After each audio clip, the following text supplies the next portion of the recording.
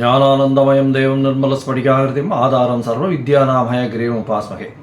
Astro TV நேயர்களுக்கு astro கேஎஸ்ஐங்கிற பணிவான நமஸ்காரங்கள். மாத பலன். புரட்டாசி மாதம் குரோதி வருஷம் 17/9/2024 17/10/2024 வரலும் உண்டான காலகட்டத்திற்கு என்ன பலன் அப்படின்றத பார்ப்போம். பொதுவாகவே நம்ம சௌரமான மாதங்கள் அப்படின்ற அடிப்படையில் மாதத்தினுடைய பிறப்பை கொண்டாடுறோம். அதாவது சூரியன் ஒரு ராசியிலிருந்து அடுத்த ராசிக்கு செல்லக்கூடியதை சௌரமான மாதங்கள் அப்படின்னு சொல்லுவோம். இந்த சௌரமான மாதத்தை நம்ம தமிழ்நாடு ஃபாலோ பண்ணுறோம். மிச்ச ஸ்டேட்லலாம் பார்த்தீங்கன்னா, அதாவது பஞ்சாப், கர்நாடகா, இந்த மாதிரி ஸ்டேட்ஸு, கர்நாடகா, ஆந்திரா இதெல்லாம் சந்திரமான மாதங்கள்னு சொல்லக்கூடியது. அமாவாசைக்கு அடுத்த நாளில் அவங்களுக்கு மாதம் பிறக்கும். நம்மளுக்கு மாதம் சூரியன் ஒரு ராசியிலிருந்து அடுத்த ராசி செல்லக்கூடியதை சூரிய மாத பிறப்பு அப்படின்னு சொல்லுவோம். இந்த மாதம்ன்றது கன்னியா மாதம், புரட்டாசி மாதம் பிறகுறது 17/9/2024 அன்றைக்கி.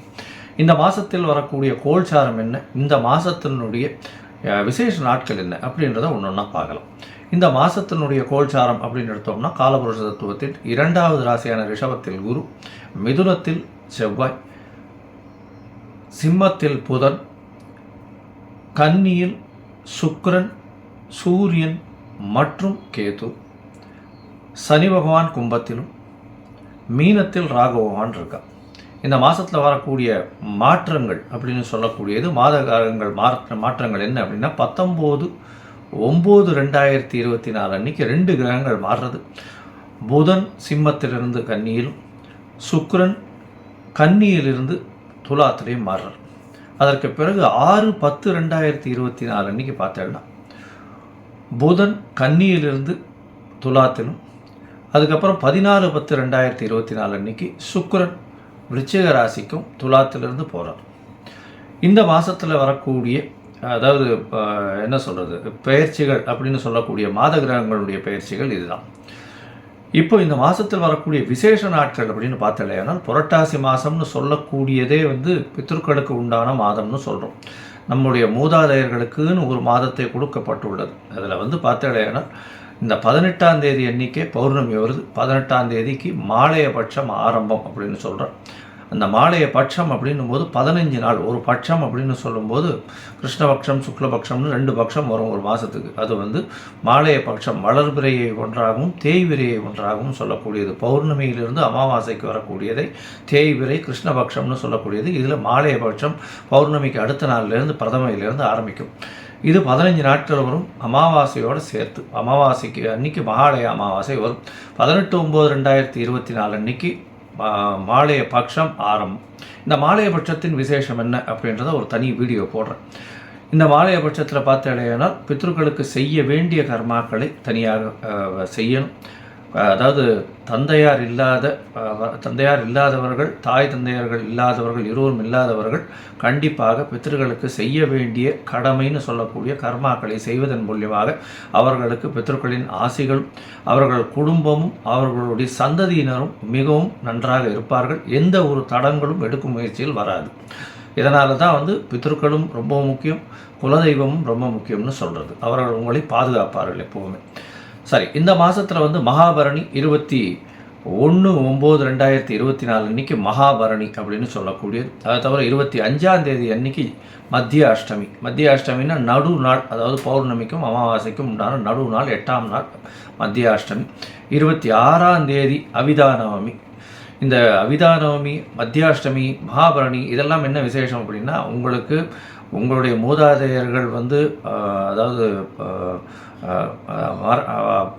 மரணித்ததனுடைய டேட்டோ இல்லைன்னா அவளுடைய இது எந்த திதி அதெல்லாம் தெரியல அப்படின்னா, இந்த காலகட்டத்தில் இந்த 3 நாட்களில் ஏதோ ஒரு நாளில் பண்ணிடலாம்.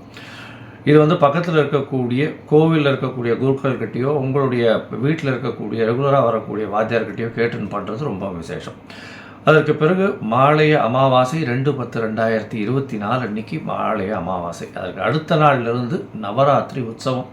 நவராத்திரின்றது ஒரு பெரிய உற்சவம். இந்த இதில் நவராத்திரி ஆரம்பித்ததுலேருந்து 10 நாள் ரொம்ப விசேஷமாக போகும். 11/10/2024 அன்றைக்கி பார்த்தீங்கன்னா சரஸ்வதி பூஜை, வெள்ளிக்கிழமை வேறு வருது இந்த வாட்டி, ரொம்ப விசேஷம். அதற்கு அடுத்த நாள் விஜயதசமி. 12ஆம் தேதி அன்னைக்கு தசமி. இது வந்து மிகவும் ஏற்றமான ஒரு நாளாக சொல்லப்படுகிறது. விஜயதசமி அன்னைக்கு பார்த்தீங்கன்னா எல்லா விதமான பூஜைகளும் நீங்கள் செய்யக்கூடிய இதுக்கு வந்து பண்ணுறது உங்களுக்கு டூல்ஸாக உதவக்கூடிய எல்லா விஷயத்துக்கும் வந்து அது அன்றைக்கி வந்து பூஜை போடணும்னு சொல்கிறது. எல்லாத்துக்குமே மரியாதை கொடுக்கக்கூடிய ஒரு பெரிய விசேஷமான நாள் அது. சரஸ்வதி பூஜை அன்றைக்கும் சரி, அந்த அதாவது விஜயதசமி அன்றைக்கும் பெரிய விசேஷம். இதை தவிர பார்த்தீங்கன்னா வித்யா ஆரம்பம் அப்படின்னு சொல்லக்கூடியது முதல்ல குழந்தைகளை ஸ்கூல் சேர்க்குறவா இந்த விஜயதசமி அன்றைக்கி போய் சேர்த்துட்டு வர்றது பெரிய விசேஷம். அன்றைக்கி வந்து அக்ஷர அபியாசம் பண்ணுவா ஸ்கூலில். அதன் மூலியமாக அவர்கள் அன்னியிலேருந்தே வந்து ஸ்கூலில் சேர்ந்ததாக கணக்கு வச்சுட்டு அன்னியிலேருந்து படிக்க ஆரம்பிப்பாள். இது வந்து ரொம்பவும் விசேஷமான நாள். இந்த மாதம் பார்த்தேனால் பொதுவாகவே மாத கிரகங்கள்ன்றதை வச்சு நம்ம வந்து பலன்களை சொல்லுவோம். இந்த மாதத்தில் என்னென்ன பலன்கள் வருது அப்படின்றத மேஷம் முதல் மீனம் வரை அப்படின்றத பார்க்கலாம் இந்த மாதத்தில். இதை தவிர என்னுடைய மொபைல் நம்பர் கீழே ஸ்க்ராலிங்கில் போயின்னு இருக்கோம். உங்களுக்கு அஸ்ட்ராலாஜிக்கல் கன்சல்ட் தேவைப்படுமானால் நீங்கள் எனக்கு ஒரு ஃபோன் பண்ணுங்க. உங்களுடைய date, time, place of birth, உங்களுடைய நேம் அண்டு பேரண்ட்ஸ் நேம் எனக்கு அனுப்புங்க. உங்களுடைய ஜாதகத்தை போட்டு முதல்ல அதில் சந்தி இருக்கான்னு பார்க்கணும். அதாவது நட்சத்திர சந்தி, பாத சந்தி, அதை தவிர வந்து லக்ன சந்தி, லக்ன பாத சந்தி இதெல்லாம் இருக்கான்றதை பார்த்துட்டு அதற்கு பிறகு உங்களுடைய ஜாதகத்தை குறித்து உங்களுக்குன்னு ஒரு அப்பாயின்மெண்ட்டு கொடுக்குறேன். என்னுடைய கட்டணம் என்னன்னு சொல்கிறேன், நீங்கள் அதை போடுங்க. இந்த சந்தியில் என்ன பெரிய விசேஷம்னா, எனக்கு தெரிஞ்ச நிறைய பேர் வந்து துலா ராசின்னு நினச்சிட்டு இருப்பா, ஆனால் விருச்சிக ராசியில் பிறந்திருப்பா. அதாவது விசாக நட்சத்திரமாக இருக்கும். துலா ராசின்னு நினச்சிட்டு 3ஆம் பாதத்தில் இருக்கேன்னு நினச்சிட்டு இருப்பா, ஆனால் 4ஆம் பாதம் விருச்சிக ராசியில் இருக்கும்.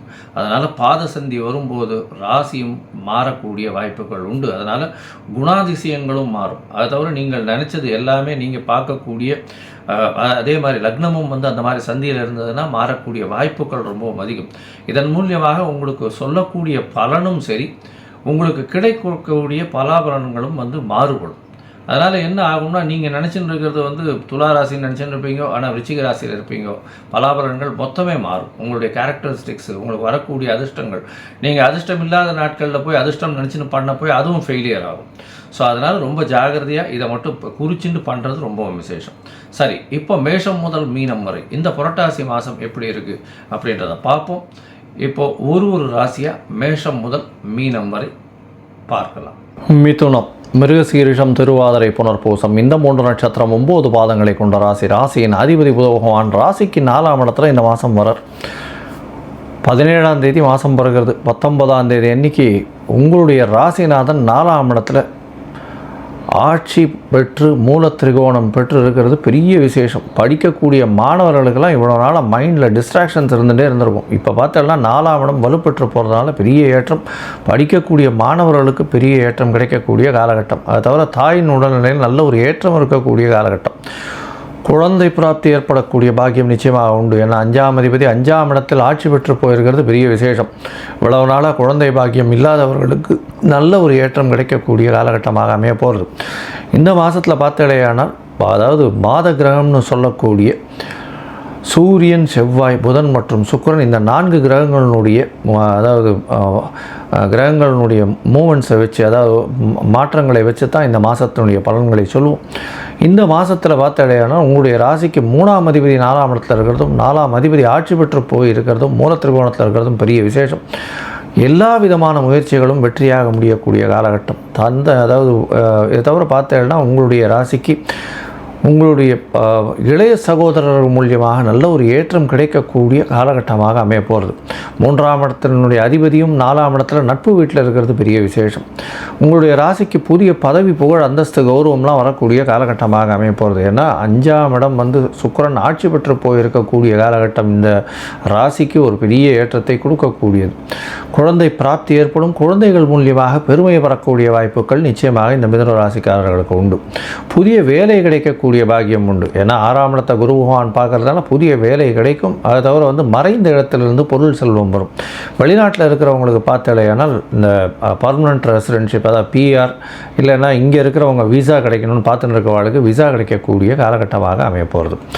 இந்த மாதத்தில் உங்களுடைய ராசிக்கு பார்த்தாலேயானால் தாயின் உடல்நிலையில் நல்ல ஏற்றம் இருக்கும். தந்தையின் உடல்நிலையில் பார்த்தீங்கன்னா சற்று பின்னடைவு இருக்கும். ஏன்னா 7ஆம் இடத்துல வந்து, அதாவது உங்களுடைய ராசிக்கு 9ஆம் இடத்துல வந்து வக்கரம் பெற்ற சனி பகவான் இருக்கிறதுனால, சனி பகவான் இருக்கிறதுனால தந்தையின் உடல்நிலையில் சற்று பின்னடைவு இருக்கும். இருந்தால் இந்த மாதத்தில் பெரிய ஒரு பிரச்சனையை ஏற்படுத்தாது, கவலைப்பட தேவையில்லை. தொழிலில் வந்து நல்ல ஒரு ஏற்றம் கிடைக்கக்கூடிய காலகட்டமாக அமைய போகிறது.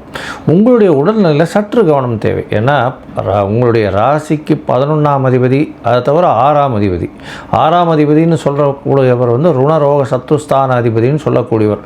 அவர் உங்களுடைய ராசியிலேயே உட்கார்றதுனால உடல்நிலையில் சற்று பிரச்சனைகள் இருக்கும். அதுவும் வந்து பார்த்தீங்கன்னா இந்த சூடு சம்பந்தமாக பித்தம் சம்பந்தமாக இருக்கக்கூடிய பிரச்சனைகள் நிச்சயமாக வரும்.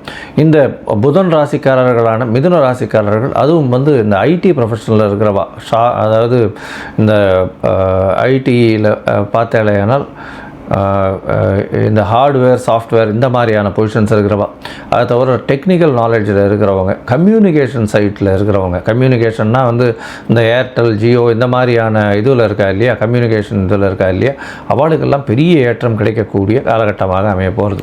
இந்த மாதத்தில் பார்த்தாலேயானால் இந்த பாட்டு பாடுறவங்க, அதுவும் வந்து இன்ஸ்ட்ருமெண்டல் மியூசிக் வாசிக்கிறவாளுக்கு பெரிய ஏற்றம் கிடைக்கும். ஆர்ட் டைரக்டர்ஸ் அவளுக்கு வந்து பெரிய ஏற்றம் கிடைக்கக்கூடிய காலகட்டமாக அமைய போகிறது. புத்தக பிரியர்கள், புத்தகத்தில் பிரியர்களாக இருக்கிறவங்களுக்கு, இந்த புஸ்தக லைப்ரரி நடத்துகிறவங்க, புஸ்தகம் வியாபாரம் பண்ணுறவங்க, நோட் புக் விற்கிறவங்க, அதை தவிர வந்து ஆடிட்டிங் ஃபார்ம்ஸில் ஒர்க் பண்ணுறவங்க, ஸ்டாட்டிஸ்டிக்ஸ் டிபார்ட்மெண்ட்டில் ஒர்க் பண்ணுறவங்க, இவங்களுக்கெல்லாம் பார்த்திங்கன்னா திடீர் பண வரவு, பொருள் வரவு வரக்கூடிய வாய்ப்புகள் உண்டு. கணவன் மனைவிக்குள்ளே நல்ல ஒரு அந்யோன்யம் இருக்கக்கூடிய காலகட்டம். ஏன்னா சப்தமாதிபதியே 12ஆம் இடத்துல மறைஞ்சு இருந்தாலும் குரு பகவான்றதுனால ஒரு நல்ல தனித்துவம் உண்டு. சுப செலவுகள் வீட்டில் நடைபெறக்கூடிய வாய்ப்புகள் உண்டு. வெளிநாடு வெளியூர் பிரயாணம் போகக்கூடிய பாக்கியம் நிச்சயமாக இருக்கும். வேலை நிமித்தமாக வெளிநாடு போகக்கூடிய பாக்கியம் நிச்சயமாக இருக்கும். இம்போர்ட் எக்ஸ்போர்ட் பண்ணுறவங்க, அதுவும் கடல் வாணிபம் பண்ணுறவங்களுக்கு பெரிய ஏற்றம் கிடைக்கக்கூடிய காலகட்டம்.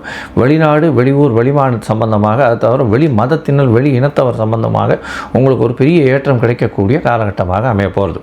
இந்த மாதத்தில் பார்த்தாலேயானால் உங்களுடைய நண்பர்கள் மூலியமாக நல்ல ஒரு ஏற்றம் கிடைக்கும். நல்ல ஒரு விசேஷமான ஒரு செய்தி வரக்கூடிய வாய்ப்புகள் உண்டு. எதிர்பாலினத்தவர் மூலியமாக நல்ல ஒரு ஏற்றம் கிடைக்கும். பார்ட்னர்ஷிப் பிஸ்னஸில் பெரிய ஏற்றம் இருக்கக்கூடிய காலகட்டமாக அமையிறது. இந்த மாதத்தில் வந்து எல்லாமே நல்லபடியாக இருக்குது. உங்களுக்கு வந்து முயற்சிகள் எல்லாமே வெற்றி பெறக்கூடிய காலகட்டமாகவும் அமையிறது. இருந்தாலும் சில நாட்கள் உங்களுடைய முயற்சிகளை தள்ளி போடுறது நல்லது அப்படின்றத சொல்கிறோம். அந்த சில நாட்கள் அப்படின்னு சொல்லக்கூடியது வந்து சந்திராஷ்டம நாட்கள். இந்த சந்திராஷ்டம நாட்கள் வந்து பார்த்தேனால் மிதுன ராசிக்காரர்களுக்கு 11/10/2024 13/10/2024 வரலும் உண்டான நாட்கள் வந்து சந்திராஷ்டம நாட்கள்னு சொல்கிறோம். பொதுவாக சந்திராஷ்டமத்தப்போ சந்திர பகவான் உங்களுடைய ராசிக்கு 8ஆம் இடத்துல மறையக்கூடிய காலகட்டத்தை சொல்கிறோம். இந்த காலகட்டத்தில் புதிய முயற்சி வேண்டாம், வெளியூர் வெளிமாநில பிரயாணம் வேண்டாம்னு சொல்கிறோம். ஒருவேளை நீங்கள் பண்ண வேண்டி இருந்ததே ஆனால் சந்திர பகவானுக்கு உண்டான எளிய பரிகாரம் பண்ணிட்டு போகிறதன் மூலியமாக சந்திராஷ்டமத்தின் தாக்கம் நிச்சயமாக குறையும். இந்த மாதம் உங்களுக்கு எல்லாமே நல்ல ஒரு ஏற்றத்தில் இருக்குது. இந்த மாதம் வந்து பித்திருக்களுக்குன்னு செய்ய வேண்டிய கர்மாக்களை செய்கிறது ரொம்பவும் நல்லது. அதுவும் வந்து தந்தை இல்லாதவர்கள், தாய் தந்தையர் இருவருமே இல்லாதவர்கள் பித்திருக்களுக்கு செய்ய வேண்டிய கடமைகளை செய்வதன் மூலியமாக உங்களுக்கு வரக்கூடிய எந்த ஒரு எதிர்ப்பாக இருந்தாலும், பிரச்சனைகளாக இருந்தாலும் அது பனியை, அதாவது சூரியனை கண்ட பனி போல் நிச்சயமாக அகன்று போகும். முடிஞ்சவரையிலும் வந்து நீங்கள் இந்த நெமிலி பக்கத்தில், நென்மேலின்னு வந்து செங்கல்பட்டு டிஸ்ட்ரிக்ட்கிட்ட இருக்குது நெமிலி, அது வந்து நென்மேலின்னு சொல்லக்கூடியது ஊர். அங்கே வந்து இந்த ஸ்ரார்த்த நாராயணர் அப்படின்ற பெருமாள் கோவில் இருக்குது. அந்த பெருமாள் கோவிலுக்கு போயிட்டு வர்றதன் மூலியமாக அங்கே ஒரு நாள் போயிட்டு அங்கே ஸ்ரார்த்தத்துக்கு இது கொடுத்துட்டு வந்தே இல்லையானால் உங்களுக்கு வரக்கூடிய எந்த ஒரு பிரச்சனைகளும் கண்டிப்பாக அகலும்.